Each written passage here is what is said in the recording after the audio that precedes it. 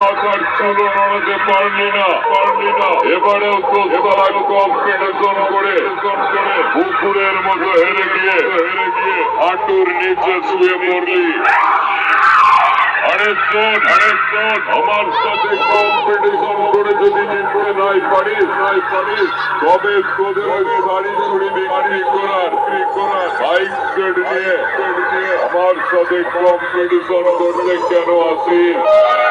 ভাই বলছি তো ঝালু জমির আলে বসবে FM रेडियो चाली। ये कौन है? मैंने से कहीं देखा है। यही तो बादशाह है। हाँ, बातों से अपने मुकरता नहीं, मरने से मैं कभी डरता नहीं।